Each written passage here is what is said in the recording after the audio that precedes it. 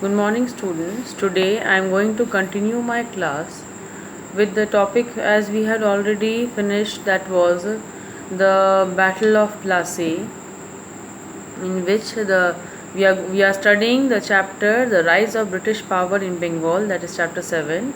In the Battle of Plassey, which was fought on 23rd June 1757, was a very major part of the Nawab's army under the command of Mir Zafar, who did not take part in the battle, and the betray gave a big setback to Nawab and its army, and it was a big defeat for him. So what was it? Ultimate result was that the whole, you can tell, the whatever treasures or whatever win which was going to happen was only going to come into the hands of the Britishers now. So result was the East India Company was granted the undisputed right to free trade in Bengal, Bihar, and Orissa, and the company was given the zamindari rights also in 24 Parganas. In fact, Mir Zafar paid the company, its official, over 300 lakhs of rupees. There was certain importance which was noticed after the Battle of Plassey. Battle of Plassey marked a major turning point in history. How? As it paved the way for the establishment of the British rule in Bengal.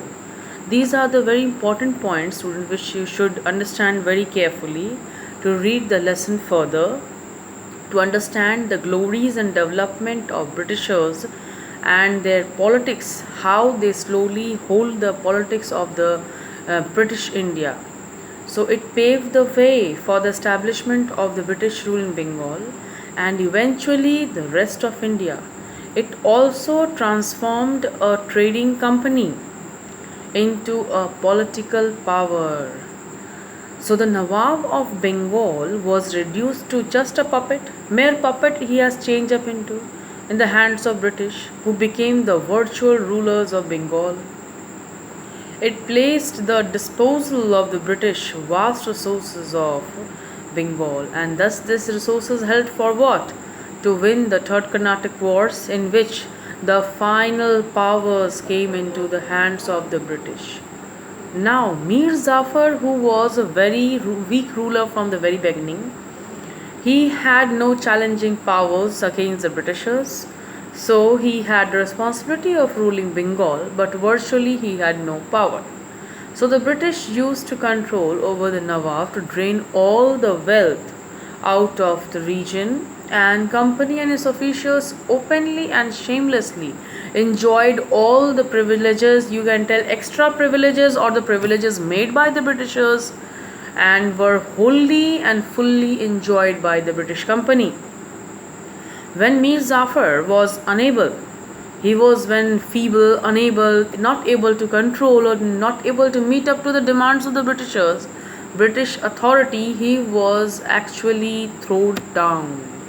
He was deposed, he was thrown up, and thus came then Mir Qasim, the new Nawab of Bengal, in 1760. What happened to Mir Qasim? Now, Mir Qasim was rewarded as the company by granting it the zamindari of the districts of Bardhaman, Midnapur, and Chittagong.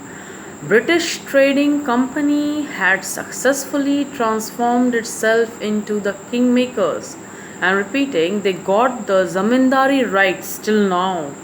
He got the zamindari rights of Bardhaman, Midnapur, and Chittagong, and British Trading Company had successfully transformed itself into the regions as the kingmakers. Means they were the only high authority to whom the peoples of the regions are going to listen. They were the high command.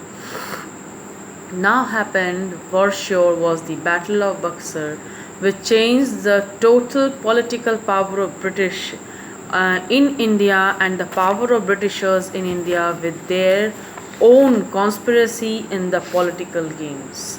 How they entered into politics, how they took up all the hold of political agendas and the administrative powers, manipulated, and all the conspiracy were done by them. So Mir Qasim, which was a competent and efficient ruler, determined to free himself from the foreign control. He soon came into conflict with the British. To strengthen his position, he improved the financial position of Bengal and raised a modern, disciplined, and well equipped army trained by the Europeans. This made the British increasingly very hostile. The employees of the company misused all their trading privileges. They sold their duty free trade permits to Indian merchants and also used them to carry on duty free trade. This deprived the Nawab the large revenues and was unfair to those local merchants who had to pay heavy duties. So, now what was the condition? In this situation, as the Britishers had to put end to the corrupt practices which were being done by the British, Mir Qasim abolished all the duties on internal trade, and thus this made the British very furious, very angry. They refused to accept an equal status with the Indian merchants. So in 1763, the war broke out between Mir Qasim and the British. The Nawab was defeated. Mir Jafar was reinstated on the throne. Mir Qasim was now in this political situation. What happened? Mir Qasim, who was broke down between Mir Qasim, the 1763 when the war broke down between Mir Qasim and British, the Nawab was defeated. Mir Qasim was defeated. Now again Mir Jafar was set back to the throne. Now Mir Qasim, who was determined to recover his throne, he escaped to Awadh, where he formed an alliance with Sujah-ud-Dawla. But then also in the war with British, both the combined force were not able to compete the modern techniques of warfare used by the British. So hence it was a big defeat for the Nawab. What was the importance of this Battle of Buxar, which has put in to mark the history of India? The victory of British in Battle of Buxar firmly established them as the masters of Bengal, Bihar and Orissa. It gave them the political influence and control over Awadh and the Mughal emperor. It laid the foundation of British rule in India also.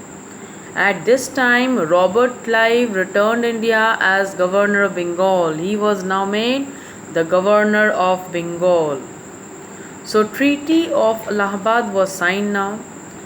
In 1765, Clive signed the Treaty of Allahabad with Sujah-ud-Dawla and Shah Alam II. According to the terms of this treaty, what negotiations were done between them was Awadh was returned to Sujah-ud-Dawla, but there were certain conditions also. Though it was returned, however, the two districts of Kora and Allahabad were taken away from Nawab. The main hearts of the region were actually taken. That means from which place the whole administration, the setup of this particular region was controlled, was only taken into the hands of the Britishers now. So Nawab of Awadh had to pay a war indemnity of 50 lakh rupees to the company, which was a huge amount in those times.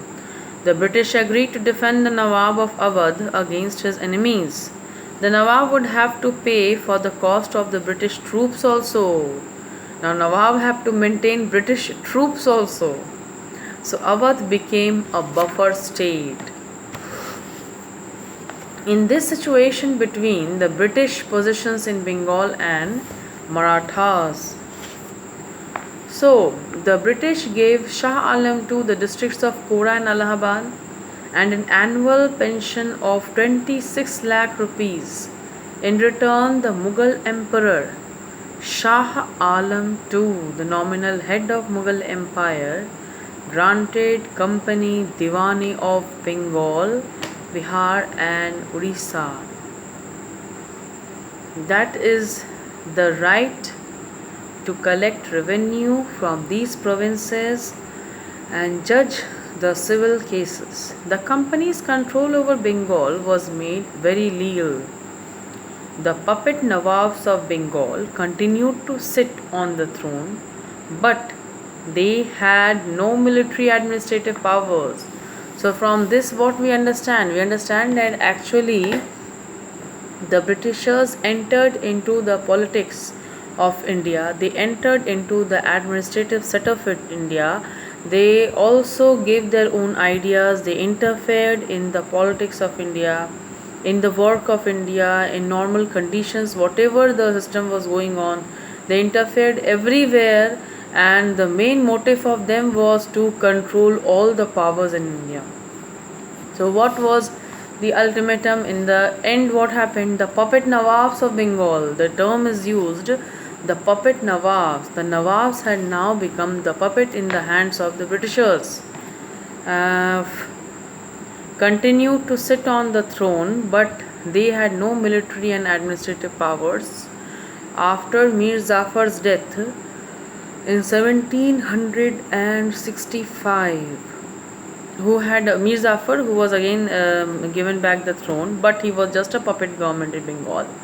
His son was made the Nawab of Bengal. He had to sign a treaty with Clive, but according to which he had to disband most of his army.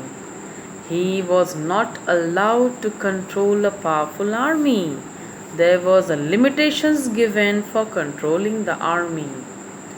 He also had to transfer Nizamat powers, that is general administrative powers, or criminal justice powers. My God, if criminal justice powers are going to transferred into the hands of the British, then for what sake he was sitting on the throne? What control he will do as a ruler, as a Nawab? If the criminal justice power is given to the British, that means anywhere, anytime, if any British official is killing any particular victim of Indian origin, then he or she, the judgment, the whole judgment procedure are going to be in the hands of Britishers. Then who are going to punish those criminals? The criminals who are going to, who might be going to kill the British, normal Indian people. So who will do the judgment for them? The people themselves. The Britishers who are torturing Indians, they themselves will do the judgment for the criminal justice. Is there a proper judgment going on? So it was Nawab was just sitting for a namesake, nothing else. He had no other powers. So administrative powers, military powers, criminal judgment powers, all if was gone from the hand, then for what he was sitting? If for the only for the namesake as a Nawab, and all the brain game, all the brains were going on of the Britishers only. So till this much we had studied. The topic I have given into your study material also. Today's pictures of today's page till this much. So read till this much, okay? You read it, understand the pages related to it. So fill in the blanks. Short fill in the blanks I have given to you. Practice those from inside the lesson. In the next class, I will come up with the new topic of this lesson. Next topic of this particular lesson only, and I will do a short revision over this lesson also, so that you can rewind all the topics which are entered into the rise of British power in Bengal. What were the reasons, how they entered, how they established their forts, which were their British settlement forts, and how they settled there, what were their main purpose or ideas for the settlement. Okay, thank you. In the next class we are going to meet